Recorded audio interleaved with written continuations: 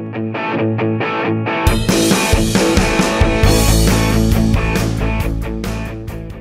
veelvuldig gezocht hier aan de zijkant. Grup C putaran ketiga kualifikasi Piala Dunia 2026 zona Asia menjadi ujian berat bagi para pelatih, termasuk Shin Tae-yong. Hingga kini, dua pelatih telah kehilangan posisinya, yaitu Graham Arnold dari Australia dan Roberto Mancini dari Arab Saudi. Arnold mundur pada September 2024 usai kalah dari Bahrain dan ditahan imbang oleh Indonesia di Jakarta. Ia digantikan Tony Popovic, yang sukses membawa Australia bangkit dengan kemenangan atas Cina dan hasil imbang melawan Jepang serta Arab Saudi. Nasib serupa menimpa Roberto Mancini. Pelatih asal Italia itu kehilangan jabatannya setelah serangkaian hasil buruk, termasuk kekalahan dari Jepang dan hasil imbang kontra Bahrain di kandang sendiri. Tekanan tak terelakkan, dan Mancini akhirnya mundur pada Oktober 2024. Pelatih timnas Cina, Branko Ivankovic, juga sempat digoyang setelah 3 kekalahan beruntun. Namun, 2 kemenangan penting atas Indonesia dan Bahrain meredakan situasi. Kini, tekanan beralih ke pelatih Bahrain, Dragan Talajic, yang berjanji membawa timnya bangkit. Shin Tae-yong pun mulai merasakan desakan yang sama. Kekalahan telak 0-4 dari Jepang membuat tagar Restiot menggema di media sosial. Saat ini, Indonesia terpuruk di dasar klasemen grup C dengan 3 poin dari 5 pertandingan, hasil 3 imbang dan 2 kekalahan. Meski peluang lolos ke putaran keempat semakin kecil, polling yang dilakukan bolasport.com menunjukkan mayoritas fans masih mendukung Shin Tae-yong. Di platform WhatsApp, 73% fans ingin sang pelatih dipertahankan, sementara di Instagram dan X masing-masing 61 dan 67%. Laga kontra Arab Saudi di Stadion Utama Gelora Bung Karno, Selasa 19 November, menjadi krusial. Shin dituntut membawa timnas Indonesia meraih kemenangan untuk menjaga asa ke putaran berikutnya. Jika kalah, peluang semakin berat. Pelatih timnas Indonesia, Shin Tae-yong, menegaskan bahwa target timnya tetap sama meski menghadapi tantangan berat di grup C putaran ketiga kualifikasi Piala Dunia 2026. Kekalahan telak 0-4 dari Jepang pada laga sebelumnya membuat skuad Garuda harus berjuang keras untuk memperbaiki posisi mereka di klasemen. Saat ini, Indonesia berada di dasar klasemen dengan defisit 5 gol. Meski begitu, Shin Tae-yong tetap optimistis dan menyatakan target timnya masih berada di peringkat 3 atau 4 untuk meraih tiket playoff. Memang dari awal saya targetkan peringkat 3 atau 4. Jadi, masih ada harapan, ujar Shin Tae-yong seusai laga kontra Jepang. Saya dan para pemain akan berusaha lebih baik lagi agar kita bisa masuk ke peringkat tersebut, ditambahnya. Pertandingan selanjutnya akan menjadi momen penting bagi timnas Indonesia. Pada Selasa, 19 November 2024, Rizky Ridho dan kawan-kawan akan menjamu Arab Saudi di Stadion Utama Gelora Bung Karno, Jakarta. Puluhan ribu supporter diharapkan menjadi motivasi tambahan bagi skuad Merah Putih.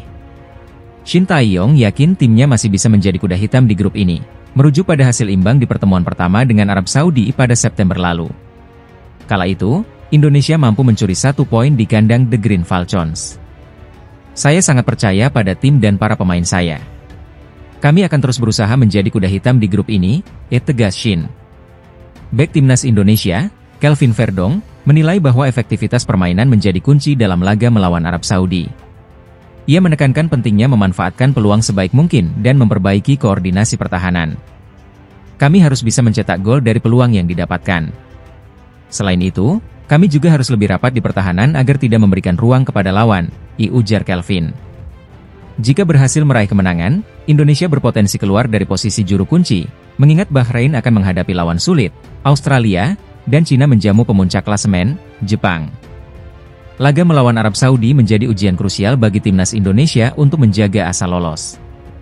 Dengan dukungan penuh dari supporter di SUGBK, skuad Garuda diharapkan mampu tampil maksimal demi meraih kemenangan. Pelatih timnas Indonesia, Shin Tae-yong, mengakui bahwa skuad Garuda kalah kelas dari Jepang setelah kekalahan 0-4 di lanjutan grup C kualifikasi Piala Dunia 2026 zona Asia. Laga yang berlangsung di Stadion Utama Gelora Bung Karno, Jumat malam, menunjukkan dominasi Jepang yang berada jauh di atas Indonesia secara kualitas. Selamat kepada Jepang dan pelatih kepala Haji Memoriyasu. Mulai dari peringkat FIFA hingga kualitas tim, kita memang kalah, ungkap Shin Tae-yong. Jepang saat ini menempati peringkat ke-15 dunia, sementara Indonesia berada di urutan 130. Shin mengapresiasi kerja keras para pemainnya yang telah mempersiapkan diri secara maksimal untuk menghadapi salah satu raksasa Asia. Namun, Kekompakan dan kolektivitas permainan Jepang terlalu sulit untuk dihentikan oleh timnas Indonesia. Pelatih asal Korea Selatan itu juga menyoroti peluang emas Ragnar Oratmangoen di babak pertama yang gagal dimanfaatkan dengan baik. Menurutnya, jika peluang tersebut menjadi gol, hasil pertandingan mungkin bisa berbeda. Jika gol tercipta, mungkin hasilnya berubah. Tapi, saya tidak mau mencari alasan karena kita kalah, ia tambah Shin. Kini, timnas Indonesia harus segera bangkit untuk menghadapi Arab Saudi di laga berikutnya. 3 poin pada pertandingan Selasa, 19 November 2024, nanti di SUGBK akan menjadi kunci untuk menjaga peluang lolos ke babak selanjutnya. Kekalahan dari Jepang menjadi pembelajaran penting bagi skuad Merah Putih. Shin Tae-yong memastikan timnya akan melakukan evaluasi dan mempersiapkan diri lebih baik demi meraih hasil maksimal saat melawan Arab Saudi. Dukungan penuh dari supporter tanah air tentu diharapkan menjadi tambahan motivasi bagi timnas Indonesia. Pertandingan timnas Indonesia melawan Jepang di grup C kualifikasi Piala Dunia 2026 zona Asia berakhir pahit bagi Garuda. Bermain di Stadion Utama Gelora Bung Karno, Jumat malam, timnas Indonesia harus mengakui keunggulan Jepang dengan skor telak 0-4. Gol keempat Jepang tercipta di menit ke-69 melalui Yukinari Sugawara, pemain yang kini membela Southampton di Liga Inggris. Sugawara memanfaatkan celah sempit untuk melepaskan tembakan yang gagal diantisipasi kiper Martin Paes. Sebelumnya, Jepang sudah mencetak 3 gol di babak pertama dan awal babak kedua. Gol pembuka hadir di menit ke-34 setelah Justin Hubner tak sengaja menjebol gawang sendiri akibat tekanan dari Daichi Kamada. Takumi Minamino menggandakan keunggulan Jepang di menit ke-39 lewat umpan akurat dari Kaoru Mitoma. Di awal babak kedua, tepatnya menit ke-49, Hidemasa Morita menambah gol bagi Samurai Biru, memanfaatkan kesalahan dari Martin Paes. Indonesia pun tertinggal 0-3 sebelum akhirnya Sugawara menggenapkan kemenangan Jepang menjadi 0-4. Meskipun bermain di hadapan puluhan ribu supporter, timnas Indonesia tampak kesulitan menahan serangan bertubi-tubi dari Jepang. Pelatih Shin Tae-yong menurunkan formasi 3-4-3 dengan Martin Paes di bawah mistar gawang, namun strategi ini belum mampu mengimbangi intensitas permainan lawan. Sementara itu, Jepang menunjukkan kekuatan penuhnya dengan komposisi pemain andalan seperti Kaoru Mitoma, Takumi Minamino, dan Daichi Kamada.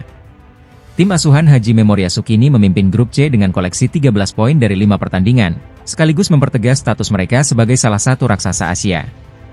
Bagi Indonesia, kekalahan ini menambah derita setelah hanya meraih 3 poin dari 5 laga, hasil dari 3 kali imbang dan 2 kekalahan. Posisi Garuda semakin terpuruk di dasar klasemen grup C. Hasil ini menjadi pukulan telak bagi timnas Indonesia, tetapi peluang untuk bangkit masih terbuka di laga-laga berikutnya. Pertarungan seru akan segera tersaji di grup C kualifikasi Piala Dunia 2026. Timnas Indonesia akan menjamu Jepang di Stadion Utama Gelora Bung Karno, Jakarta, pada Jumat, 15 November 2024. Meski timnas Indonesia bermain di kandang sendiri, Jepang datang sebagai unggulan di pertandingan ini. Mereka kini memuncaki klasemen grup C dengan 10 poin dari 4 laga. Sebaliknya, skuad Garuda masih tertahan di posisi kelima dengan koleksi 5 poin. Pada 2 pertandingan terakhir, timnas Indonesia belum meraih hasil maksimal, hanya bermain imbang 2-2 melawan Bahrain dan kalah 1-2 dari Cina. Bintang Jepang, Kaoru Mitoma, mengungkapkan strategi untuk menaklukkan timnas Indonesia.